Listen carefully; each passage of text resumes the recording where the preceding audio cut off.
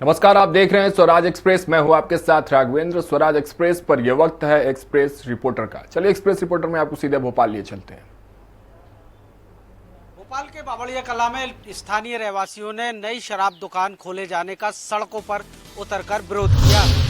भोपाल के बावड़िया कला चौक पर एक नई शराब दुकान खुलने जा रही है, जो महज 50 मीटर की दूरी पर स्थित है और इसके आजू बाजू अस्पताल और आसपास की कॉलोनियों के लिए ये चिंता का कारण बन गई है। इस इलाके में कई मंदिर भी हैं, जिससे रहवासियों की धार्मिक भावनाएं आहत हो रही हैं।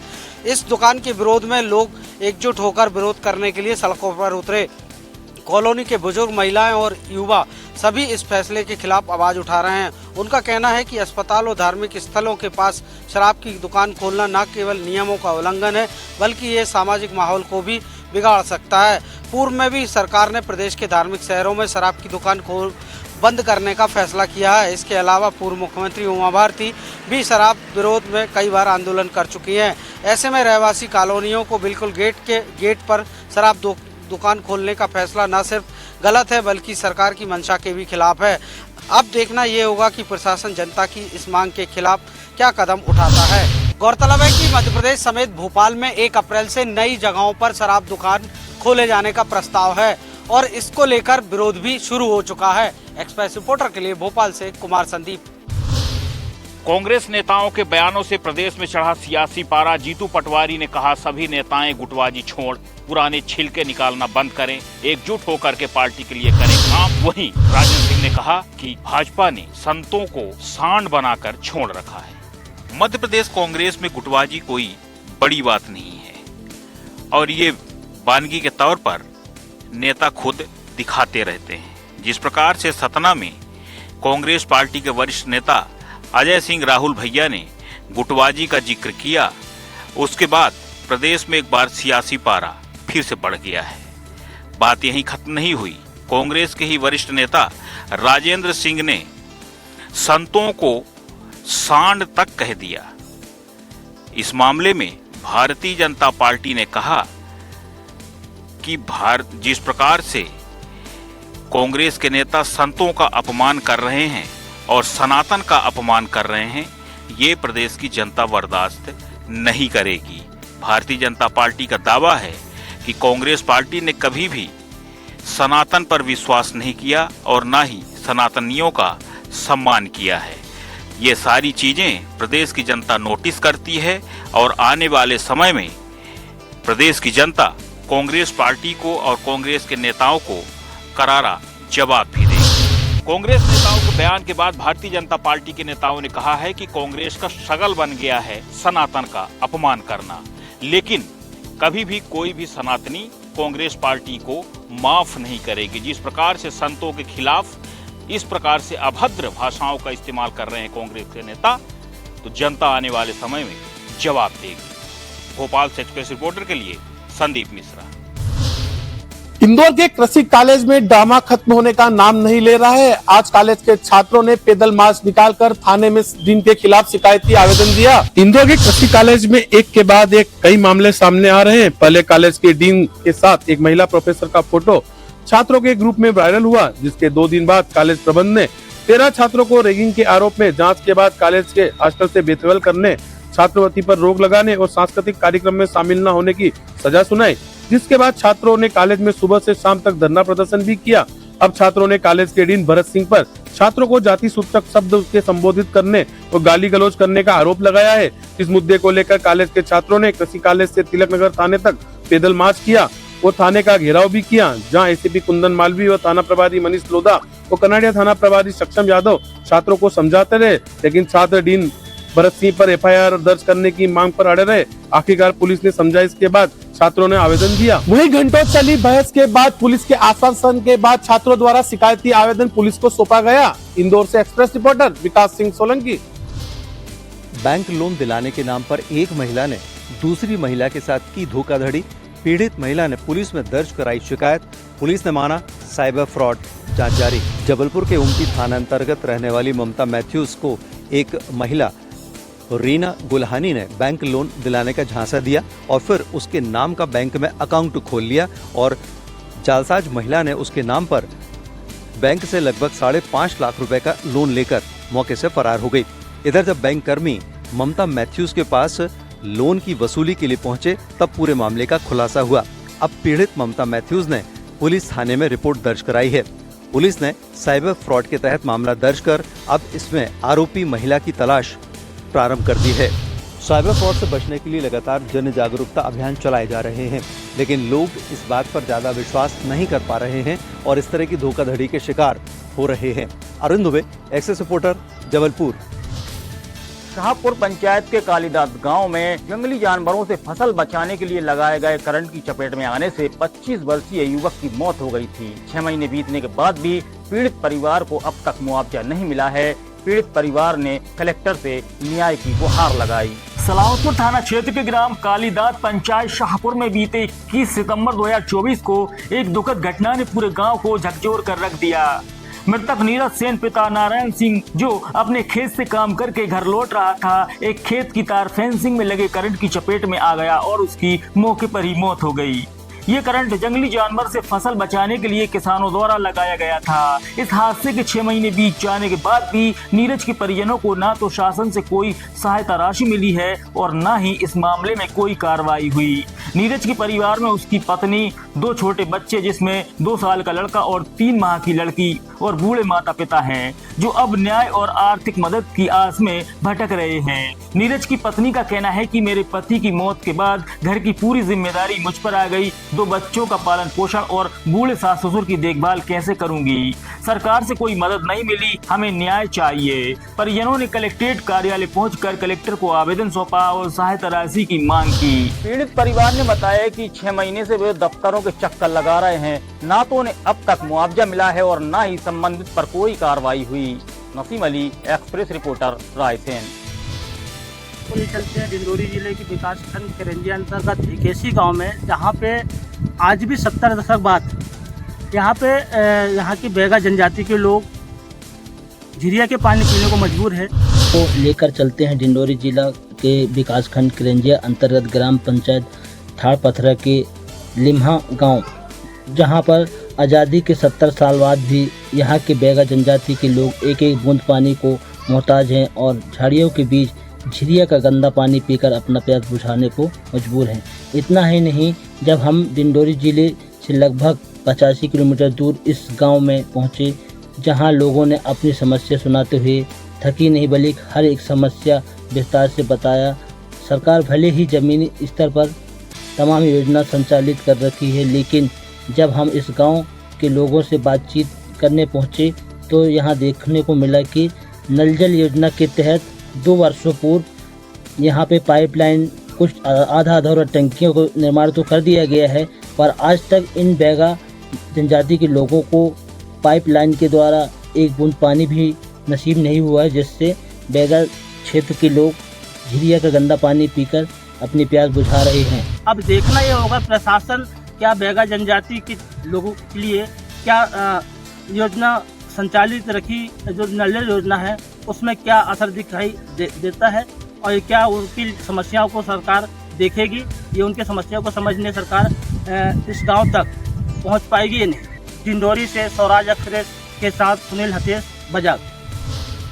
कहते हैं आपके द्वारा किया गया दान किसी के जीवन में बदलाव ला सकता है, लेकिन समाज कल्याण के लिए किया गया दान वहाँ के क्षेत्र में नई उम्मीद के साथ एक बहुत बड़ा बदलाव लाता है। ऐसा ही एक मामला आज सेजवाया पंचायत में देखने को मिला, जहाँ पर सेजवाया पंचायत में निवास करने वाले मांगीलाल जी ने अपनी करीब 5 बीघा जमीन शासकीय अस्पताल के लिए दान की थी।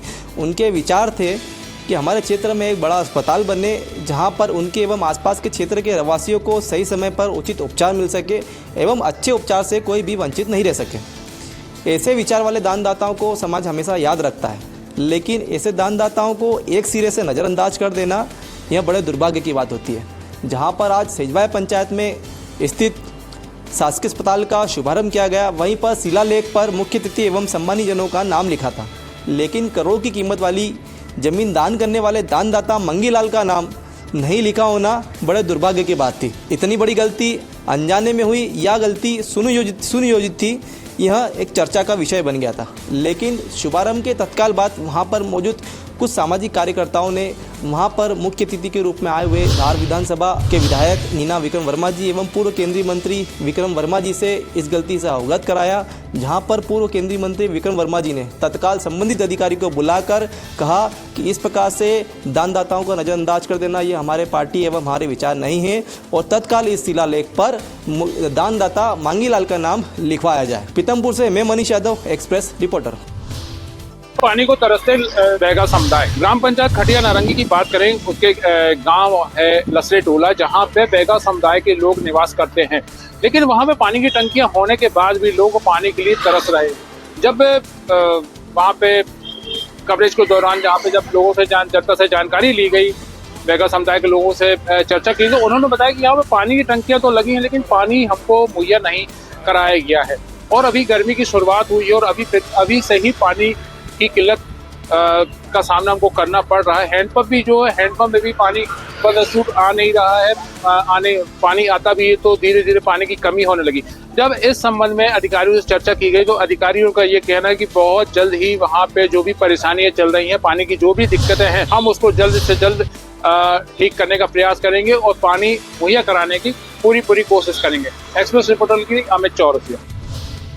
शाला में पहला कदम अभियान को लेकर लटेरी क्षेत्र के करीब 2500 बच्चों को कक्षा 1 में प्रवेश दिलाने की तैयारी की जा रही है। 1 अप्रैल को लटेरी के सभी शासकीय और प्राइवेट स्कूलों में शाला में पहला कदम अभियान के अंतर्गत करीब 2500 बच्चों को कक्षा 1 में प्रवेश दिलाया जाएगा, जिसकी तैयारी महिला बाल विकास विभाग और शिक्षा विभाग द्वारा की जा रही है। इस अभियान के अंतर्गत क्षेत्र के जनप्रतिनिधियों और शाला के शिक्षकों के सहयोग से कक्षा 1 में प्रवेश लेने वाले बच्चों को पढ़ाई से संबंधित सामग्री वितरण की जाएगी, जिसमें बैग, कॉपी, किताब, लंच बॉक्स शामिल हैं। जानकारी के अनुसार विदिशा कलेक्टर रोशन कुमार सिंह के निर्देशों पर शाला में पहला कदम अभियान को लेकर शिक्षा विभाग द्वारा लगभग तैयारी पूरी कर ली गई है। इसके साथ ही शालाओं में साफ सफाई और साज सज्जा के कार्य किए जा रहे हैं। स्वराज एक्सप्रेस के लिए लटेरी से मैं विनोद सूर्यवंशी।